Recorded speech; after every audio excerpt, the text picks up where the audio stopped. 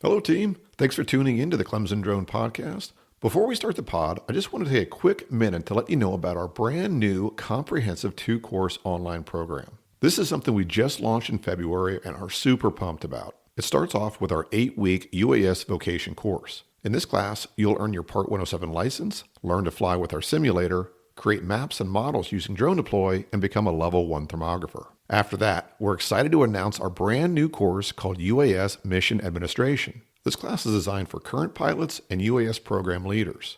Over 8 weeks, we'll cover enhanced general knowledge, advanced mission planning, and you'll create your organization's custom standard operating procedure manual using our cutting-edge AI tools. At the end of the course, you'll earn AUVSI's Level 1, 2, and 3 Trusted Operator certifications. Check it all out at clemsondrone.com. Now, back to the pod.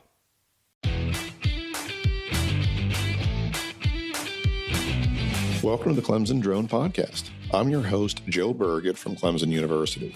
Join me as I dive into the world of drone technology and explore its impact through the eyes of industry leaders. Hear how drone technology directly supports public agencies, private companies, and entrepreneurs from those leading the innovation. If you're a seasoned UAS program manager or just getting into the game, this is a place to learn from the best to help your program soar to new heights. Make sure you subscribe now on your favorite podcast platform so you don't miss a single episode of the Clemson Drone Podcast. At Clemson Drone, the sky is not the limit, it's just the beginning. Hello, everyone. This is Joe Burgett with Clemson University, and I want to welcome you back to another episode of the Clemson Drone Podcast. Today, I'm excited to be joined by Ethan Miller, the owner of Sea Dragon Drones and a franchise operator for Blue Nose Aerial Imaging based out of Ozark, Missouri.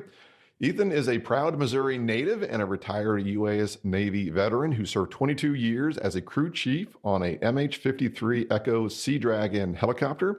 After returning from service, Ethan returned home and transitioned his passion for aviation into a successful drone career.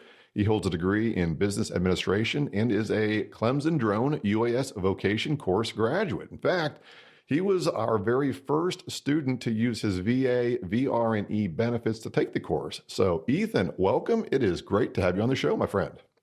Hello, Joe. Thank you so much for having me. Awesome. So, Ethan, I want to talk about your business, and we're going to get into that a lot and talk about the various different things that you do. But just kind of as a transition, just to kind of set the table, I mentioned you're a Missouri native and that you've got a couple of decades in the Navy. Can you tell us a little bit about your time after you left the Navy, but before you started your drone business? Basically, how did you get to here? Sure. Yeah. So when I got out of the Navy, like most folks, I'm trying to figure out what I was going to do with my second career. I knew that I wanted to relocate back home, having been gone for, as you said, several decades. So at that point, kind of started pushing into figuring out what I was going to do, looking at the lay of the land, how I could apply my skill sets. So kind of the normal evolution some people will go through. You got to see what test fits and what's worked for you. So my first job out of the gate was actually an over-the-road truck driver. Being used to being someone that's on the go, I thought that may be a good fit.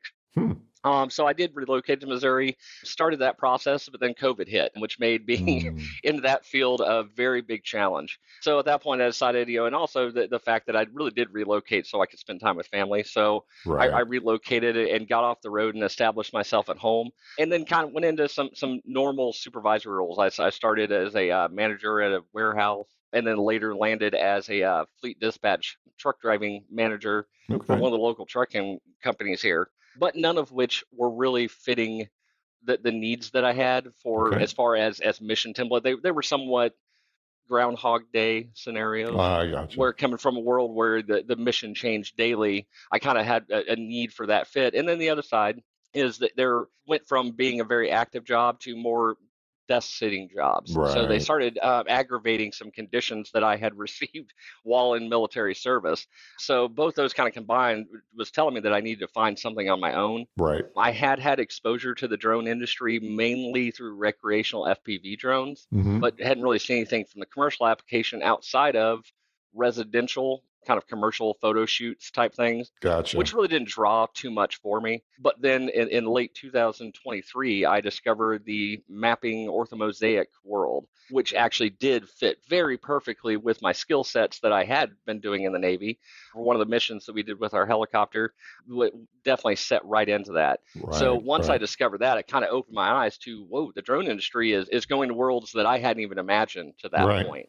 So right. that really is what drew me into the commercial drone sector and started investigating where all I could go with that. Which then, in the beginning of 2024, last year, is whenever I made the jump and decided it was best for me to step in and see what I could do within that sector. Right, right. So that's probably the segue into what I really kind of want to talk through for a good part of this discussion is your segue into the drone business. And I mentioned at the top of the pod that you've got two companies. You've got Sea Dragon, and then you're a franchise owner for Blue Nose Aerial. Can you talk through a little bit about like what's the two companies? What's the origin? Is there a need for two? Just kind of unpack those two things. Perfect. Yeah. So really, my first foray into the industry was to start my own company and to kind of see what I could get going. Obviously, I have a background in aviation, so I had an understanding of what I thought would be needed for the industry. But that's what allowed me to kind of start off was starting my own LLC, establishing, being able to conduct business here in Missouri, and then started gathering all the information for what that would look like. Through that process of investigation is where I discovered Tanner Harris and Blue Nose Aerial Imaging. In that process, it kind of it morphed into a system where I discovered was really a business in a box. Right, Tanner, what he has built has been really a system that covered all the checks that I had discovered in the research I was doing to build my own company. They had it already all fleshed out. They had found the things that worked, the things that didn't work, and really kind of set it up so that it allowed me not to have to learn all those kind of lessons on my own, right, right, and give me access to people that were already doing it, that already kind of had an understanding of the workflows and things that I could utilize and really hit the ground running at that point in time. So really where my Sea Dragon Drones LLC really became much more of just a modality to allow me to purchase a franchise under that LLC. And then that LLC becomes kind of the parent company that's over it. And then my forward facing or what customers see is the Blue Nose Aerial Imaging aspect of it is just a doing business as within the state of Missouri. So right, right. they complement each other and work together, but really the Sea Dragon Drones isn't an entity that I'm doing any work with. Right. No, it's just like the method or the mechanism to operate as Blue Nose. Well, so we mentioned Blue Nose, obviously, and you had mentioned Tanner. Tanner was on the show a little while back ago, and he provided us, kind of his perspective as like the owner of like the parent organization. I love like business in a box. That is so perfect. That's exactly what it is. I hadn't phrased it that way before, but I'm going to steal that because that is exactly what he does. So he provided the kind of the perspective, from his perspective, the benefits that he feels Blue Nose provides as franchise owners, and we talked about support and that kind of thing. But let's kind of dive in it from your perspective about your journey. I mean, you kind of talk through about like how you got to Blue Nose, but what was it that talk through a little bit about the support and whatnot that you've experienced from them, and how it kind of shortcut maybe the pains that come along with starting up a new business, and maybe talk through some of the key important benefits and the support that you get from a franchise.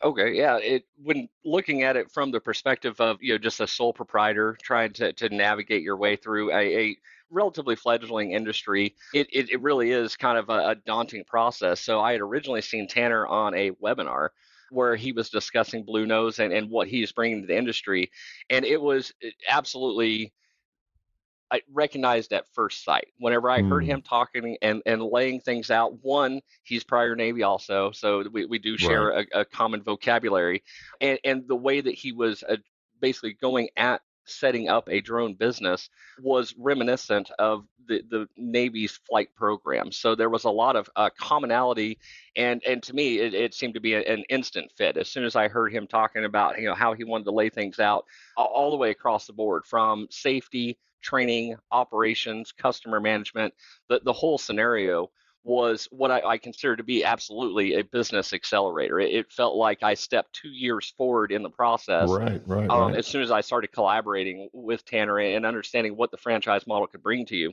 So once I had made those steps and started, kind of the communication process with him, it really became firmly apparent that they knew what they were doing, simply because every step of the way, Tanner had a product and a process ready, and Right. even the discussions about getting into the franchise, he has thought thoroughly through and is very responsive and very easy to talk to. So Right. for me, it was, somewhat daunting, as it would be for anybody, but made so much easier through that being just very structured, very easy to understand. You always knew what the next steps were. Everything is very, very definitely spelled out, so there's no Right. questions. There's not left any, because that's going. I obviously had never purchased a franchise prior, Right. Right. Right. so Right. that does seem to be something where you're like, well, I don't know what I'm getting into. I feel Tanner has done a very good job of making that as simple and direct as it possibly could be. And then once you start getting into the actual Blue Nose family, that's where you really start feeling the cohesiveness amongst the franchise, the teamwork, the collaboration. We, on a daily basis, I'm talking to franchises from both coasts, Awesome. and we're all sharing information. We're all seeing things that we're running into, sharing both the good stories and the bad, Right. so that we can all be learning together. And it really is a collaborative effort. Here in my state, I have a franchise that's located up in St. Louis. We're continually kind of batting things back and forth. So when you verse that, compare to or contrast that to being a sole proprietor, I think it's invaluable being able to have that Yeah. team behind you. Yeah. No, that makes a ton of sense. And I totally get I mean, loneliness is not the right word, but I'm going to use it anyway. The loneliness of being a sole proprietor, in that, you have an idea and you don't really have anyone to bang it off of or bounce it off of. And there might be, I mean, you got family, your wife, whatever, but they're not in the business. They're not doing that. So, they're going to provide their perspective, and that has value too. But it's so much more valuable to have someone who's lived and breathed it. And even if it's not doesn't have experience with that specific scenario, being able to share that experience and just have a conversation and to flesh out ideas, I totally and 100% understand the value to that.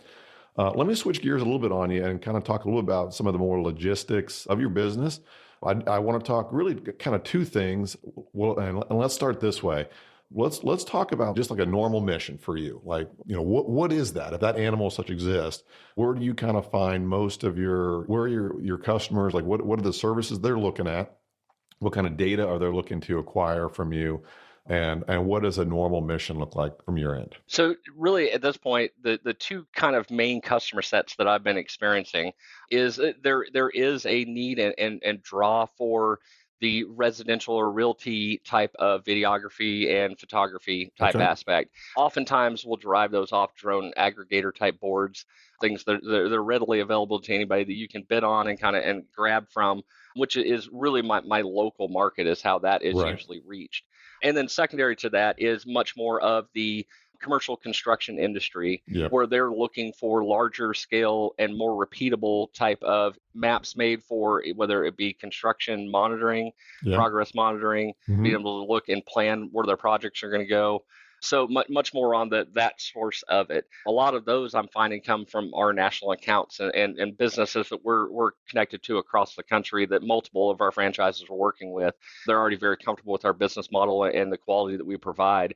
So those are relatively pre-established, and we're just able to walk in, obviously, with the clout built in from the Blue Nose organization at large, and be able to jump in and be able to hit the ground running with those. Don't even have to set up anything. Yeah, so let me ask a question on that too. So there's a couple of questions I want to ask out of that. So from the contractor side, again, in another life, I was a general contractor, so that definitely resonates with me. For the data they're asking you to collect, are they just kind of still images? Are they video that's repeatable every week or month or whatever? And then, or are they kind of like more photogrammetry type of things, which I'm kind of alluding to what you said about the processing engine that Blue Nose has, but are they, photogrammetry images where they're capturing hundreds or thousands of images to create 3D models? And then kind of on top of that, are you finding that they are asking you guys to process that, or you to process that? Or are they looking to just have you collect the data and for them to process it in-house? What does that all look like? Really kind of split 50-50, honestly, with you. Is when you're dealing with some of the customers, absolutely, when we're looking at it, are wanting the orthomosaic, large detailed maps that we can give them, along with obviously also doing ground control points and RTK. But from those, I'm finding that I have some customer bases that want us to do the entire deliverable process and be able to provide them the packet. And we're doing that on a regular basis, but we're also collaborating with other companies where we are just collecting the data and send them in. And so there really is no, absolute whenever it comes to that. It really kind of comes down to where the customers are in their process, whether they have any kind of developing collaboration or in-house developing capabilities. If they do not, we absolutely have the ability at Blue Nose to do all of that for them and provide them fully finished deliverables. So it really, I can't say that on any, I can't give you a percentage as to where they land, but it varies from project to project, and we're happy to accommodate whatever they need. Now, I know that you have a lot of freedom in for this next question and what you do with your business, but have you found that the amount of work that you get, is it primarily from those national accounts that you mentioned and kind of fed through the corporate Blue Nose name, or is it more local jobs that you have to kind of drum up, or is it a mix of both? I guess I'm trying to understand, like, how is it you get jobs? It absolutely is a mix of all of it. Whether a customer goes to the Blue Nose website portal and request work through there, or if it's already an established national account, or if I go on the drone boards myself and look for work. For me, it kind of ebbs and flows through time as to where it is that I'm grabbing to fill the flight schedule. So I can't say that there's any universal fit. I will say that as one job starts to conclude, that's the point where you start looking to see where the next things are going to fill that Right. flight schedule. So definitely throughout the year here, I've found that at different times I'm definitely either looking for stuff, or at that point in time I'm already filled up and having to say, okay, well we'll shift this over and make our schedule work. But there really isn't a direct answer to where Right. exactly work comes from at any given point in time. But it's the whole effort, I think, that really brings in Right. the final product of where we're getting our jobs done. Right, right, right. No, that makes a lot of sense. Okay, so I'm going to now turn the conversation a different direction here, and I want to talk about your experience at the VA. So I mentioned earlier that you were our very first veteran to use your VR&E Chapter 31 benefits to enroll in our course. Now, Clemson Drone has been using or has been facilitating veterans taking our course through Chapter 33 for a while, but 31 is new, and Ethan, you're our first successful, I don't want to say guinea pig, that's not the right word, but our first successful person to go through it. So that's awesome. For those of you guys who don't know, VR&E, or Veteran Readiness and Employment Program, which used to be called their Vocational Rehabilitation and Employment Program, it is a service provided by the U.S. Department of Veteran Affairs. Its primary goal is to help veterans with service-connected disabilities and employment barriers prepare for, find, and maintain suitable employment. It is not directly an education support program, but sometimes to kind of meet their goal, additional training is needed, and then that's where we can fit in. The three main, what I'll call the hard criteria, although there are other criteria, but from a high level, the hard criteria is you need to have a 10% service-connected disability. You need to have a discharge status other than dishonorable, and be discharged from active duty after 2012, so starting 2013 and beyond. So with that all as a backdrop, Ethan, can you kind of share like your journey with VR&E? I know it was a positive one. We kind of talked before the show, and then it was a positive journey. So can you kind of just tell us about that? How did that go about? How did you start? What was it like? It absolutely has been a great one. Definitely, as we spoke earlier, the journey of trying to kind of figure out the lay of the land post military was definitely one that I took multiple paths and trying to explore everything that was possibly out there in front of me, which then led me into trying to figure out what resources the VA could help me with. As I decided to basically change out of a work area that was, as I had said, kind of causing some exacerbation to problems that I had from the Right. military, is where I originally had thought maybe the VA would have some resources, but wasn't really sure where they are. We all know the GI Bill, but there's other programs that are in there that aren't as prevalent. People don't talk about them as much. Right. I had not actually met anybody else that had done the VR&E program, so it was more of a, well, why not? Just let's throw it out there and see what happens. I had no idea how thorough that program is, and really the backing of what all it provided whenever I started. But once I got into it, it became a very in-depth program. It's something that they are looking kind of at the whole individual to see what all can be done to help you seek and find the best employment that will work with whatever Right. limitations you have from military service. So through that process, it was definitely it's structured. You have to go through an interview. You have to Mhm. discuss them. When thinking about that, the most important part about that is being able to clearly explain how what your current occupation is, how that's impacting your service-connected disabilities, Mhm. and how your ideas, or they will work with you even to find ideas. You don't have to have this all necessarily fleshed out in the beginning, but the process is to find employment that will work with your disabilities. Right. So Right. something that's not going to make it worse. So clearly, you don't want to try to do something lateral. If you're in one field and it's going to be the same situation in a new Right. field, the rehabilitation process really wouldn't do anything Right. for you. So that's kind of my journey really led into, okay, I'm doing office work. I'm sitting at a desk for long periods of time. That's hurting my back, and all the stuff that goes into it. I'm not having a lot of actual enjoyment from it because I feel like it's Groundhog Day. Right. Being able to explain in my scenario, hey, there's the drone industry. I'm saying this is something that's very tantamount to what I was doing in the military. It speaks to a lot of language that I already have and I'm comfortable in, but it's an environment that gets me out and moving. It has me Right. back out doing kind of operational template stuff. I'm able to get up and move around if I need to take a break while my back's hurting or whatever. All that stuff can be accommodated in my own rhythm through what I'm doing with flights in the drone world, where it didn't work in the office day world. Right. Once I was able to explain that, the interviewer was all positive, and away we went down through the process, and then they hand you off through your team. At that point in time, then you literally do have a team of people working behind you. Yeah. The process to get me into Clemson Drone through that was a lengthy one, as you know. You Yeah. participated in a good portion of that. And it took some time to get all that nailed down. But through the whole process, I was receiving feedback, was receiving the other side of it as an encouragement, because there is parts where you can get a little discouraged going through Yeah. the Sure. process. The counselors I have been phenomenal in the fact that they just, hey, call and check up on you. How you doing? Everything Oh, going yeah. good? Anything you're seeing that's frustrating you? And subsequently also, whenever I did express some frustration, immediately working with me to come up to resolution. Yeah. And through it all, we were able to get to a point where I got the call that said, hey, you're green lighted to get into Clemson Drone. And honestly, I mean, my counselor was as excited on that phone call as I was. That's so So cool. it definitely gave me some good encouragement to get in and get going with it.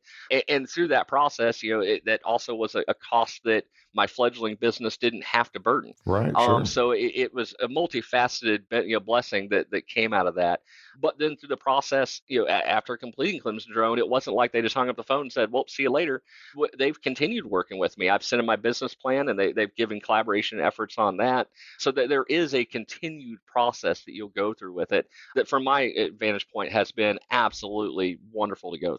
Man, that is so cool. And there was some of those initial efforts again, as you mentioned, just kind of you being the first one. But as it has been streamlined, so some of those efforts that you had to go through and frustrations, I'm very happy to say that we've worked through those and we know what the process is. So, and that is so cool. And that is such a great story, and all that feedback that you got from your counselor checking up on you, and man, that is such a great, cool win right there. So I'm going to end this with just kind of one more question. We've been kind of diving into some of the details of what you do and your experience and your journey and all through that. But just let's end this by backing out 1,000 feet. Let's just say a veteran comes to you and say, look, we heard this pod. That's great. We love it. We think that we're about we. When I say we, I kind of use the royal we, because whenever I try to do an endeavor, it's a family endeavor. Even if I'm the one doing it, it impacts the family. So whatever, are looking to get into the drone business. We're a veteran.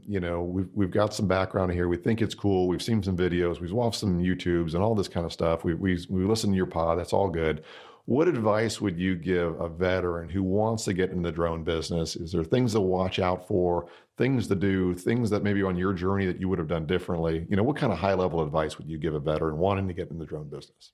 Through my experience in the drone industry thus far, it is a highly collaborative space. People that are in this industry are very excited to discuss what they do and the possibilities that can be done into the future. So seek everybody you can talk to. As I had said, my first look at the drone industry wasn't one that really, got me too interested, because I was thinking there was just one vertical. It was just going to be real estate. Once I discovered the other verticals that really did, harken back to skill sets that I already had, then it really changed the face of it altogether. So definitely looking for things that you may not readily see, first. You may find other things that go into it. And then there may be other things that, again, being such a new industry, you can bring in and start that we're not even doing yet today. So Right. definitely bring your talents and all the experience you have into the industry, and don't be shy about sharing and discussing those things with other people in the industry. Because across the board, like I said, even some of the people that I've seen doing bigger podcasts, that my initial impression was, well, I couldn't talk to that guy. They've all been very warm and welcoming, and Yeah. everyone is just genuinely excited to talk drone. And then the other side of that is try to look at all the resources available to you. Whenever I first started, out of the military, the VR&E wasn't even something I knew about. It took a little bit of effort of digging and finding the resources that are available. But once you grab into something like that, you don't know where it's going to take you. You could Right. end up Sure. on a Clemson podcast. So it's definitely one of those scenarios to make sure that you're looking across the whole industry and ask questions. I know that it can be kind of daunting coming out of you're used to your unit and how you do things. Coming out into the civilian world can be it's hard to ask those questions, but don't be afraid to. People definitely want to discuss with you. Yeah, no, and I'll definitely echo that. I'm obviously in the drone space, and I can attest wholeheartedly that it is a small world. We go to conferences, and Ethan, to your point, there's superstars out there that are on screens and YouTubes, and then you see them on the floor of like the AUVSI conference or something, and you shake their hand, and they will talk to you. They will talk your ear off about the subject that you guys are both passionate about, and it is so cool to watch. And I would agree too that it is, and maybe this is just the newness of it. I don't know, but everyone is willing to share. I mean, the vast majority, anyway, they're willing to share, what they did. They'll help you, even if they're, quasi competitors or whatnot. It's just such a collaborative space. And again, I don't know if it's just because of the newness of it or what, or how quickly it is moving, or some of the shared challenges we have. I don't know, but I'll definitely echo your comment there. Well, my friend, I think we need to leave it there. Ethan, thank you so much for being on the show. And thank you for having me, Joe. It's been great. All right, awesome. Excellent. And thank you, everyone, for tuning in. I look forward to catching you on the next one. Thanks for listening to the Clemson Drone Podcast. Don't forget to follow us on your favorite podcast platform. Learn more about our online training offerings by going to clemsondrone.com. Thanks again. And remember, at Clemson Drone, the sky is not the limit, it's just the beginning. Thank you for listening to the Clemson Drone Podcast. If you enjoyed what you heard, I'd appreciate it if you could leave a 5-star rating and write a review. I'm told this makes a big difference in the algorithms used to recommend the podcast to others. Thank you.